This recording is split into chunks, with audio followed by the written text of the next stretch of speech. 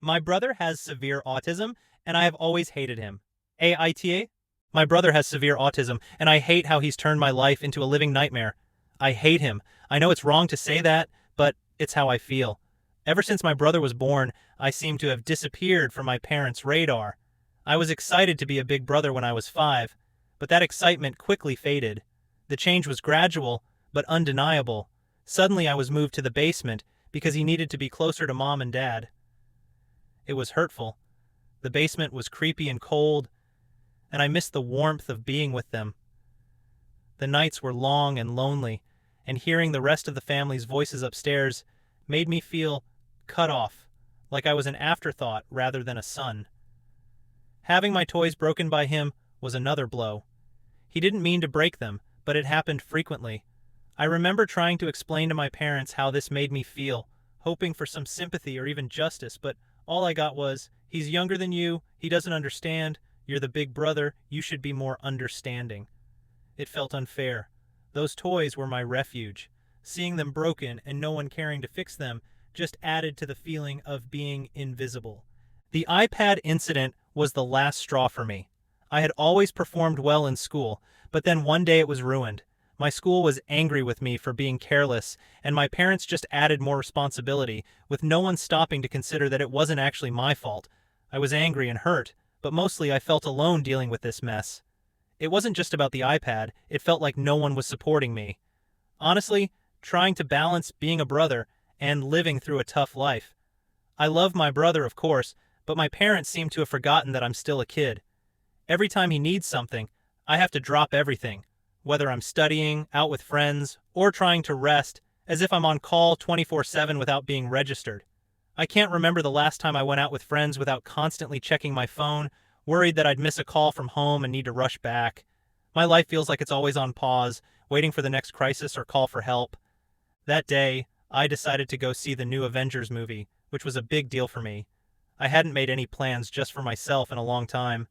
My friend Jack had been talking about it for weeks, and his excitement was contagious. I needed a few hours to be a teenager, not a caretaker, so I decided that this time I would turn off my phone and enjoy the movie, without worrying about anything else, just for 2 hours. You know, walking out of the theater and looking at my phone, I felt like I'd been hit by a truck with all the missed calls and texts. I immediately called home, and the joy from the movie vanished with every ring. When my mom answered, her anger pierced through me. "Where have you been? We needed you an hour ago." I could barely speak. I rushed home, feeling guilty but also a bit angry. When I got home, it was like walking into a storm. My parents were furious. Their disappointment was a tangible force in the room. "We rely on you, and you decided to disappear to watch a movie." My dad's voice was sharp, his words interrupted by the background noise of my brother, as if going to a movie was a crime. I tried to explain I just needed a break, wanted some time for myself, but my explanation was ignored. "It doesn't matter. Your responsibilities here are more important than watching a movie," my mom added. They grounded me, saying I was irresponsible for going to the movie, and made me stay in my room and finish watching it there. It suddenly hit me that it wasn't about the movie. It was about feeling trapped. Yes, I understand my brother needs me, but sometimes I just want to do normal things without feeling guilty or getting into trouble.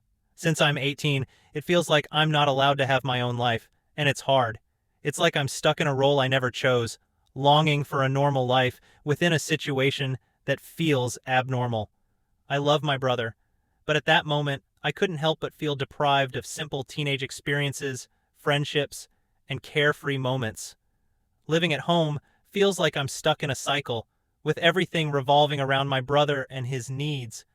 Don't get me wrong, I understand he needs a lot of care, and I want to be there for him, but sometimes it feels like I'm just another item on the family to-do list. Help your brother, make sure he's okay. Can't you see we're busy taking care of him? It's exhausting, and I feel more like a spare hand rather than a real family member, becoming invisible unless they need something. It feels like being a slave at home, and it's suffocating. I carry a heavy burden that makes me start to question my worth in the family rather than feeling like a true family member. Then one week I thought things might be different.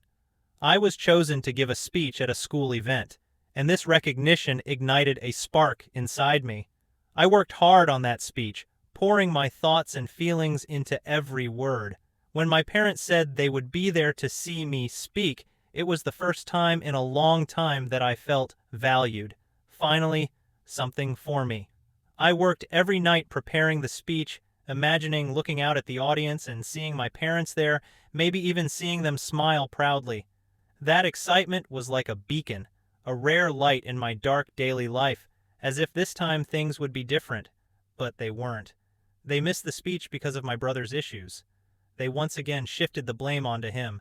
Standing there, about to start my speech, I didn't see them. It was crushing. I desperately shouted, my voice trembling, my hands shaking, and I cried. Not just because of the speech, but because of all the moments I felt marginalized. Yes, I succeeded. People clapped, but on the way home, I felt empty, tears flowing uncontrollably. It wasn't about them missing the speech, but my tears seemed to be a reminder that no matter what happened, everything was secondary. On the walk home, all I could think about was this endless pattern. Talking to Dad about college was something I had been looking forward to, and it started normally. I was actually excited. For once, I felt like we were focusing on my future, talking about things related to me.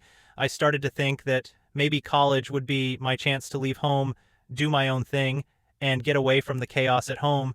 We were looking at brochures, discussing majors and campus life. It was the closest I had come to my dream in a long time. Then Dad made a joke about picking a high-paying major so I could take care of my brother.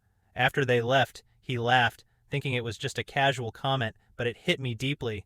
All my repressed emotions erupted, and I lost it.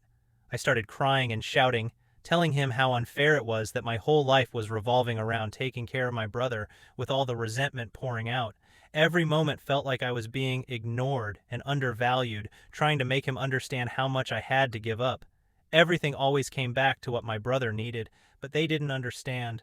My parents just stood there staring at me as if I was speaking another language, watching me lose control with no comfort, no apology, nothing. Their faces were so cold, so detached, as if they couldn't understand why I was so upset over a joke. At that moment, I realized they wouldn't listen to me. I ran to my room, slammed the door, and have been here ever since. And the fact is, I've been in here for hours, and they didn't even bother to check on me. No knock on the door, no words, nothing. It's like my outburst didn't matter to them. I'm sitting here feeling so alone, knowing that even if I'm this upset, it's not enough for them to see how much I'm hurting. I feel trapped in this role they've set for me, and my feelings don't seem to matter. I want more, to be seen as more than just my brother's future caretaker. Is that wrong? Am I really just a selfish teenager?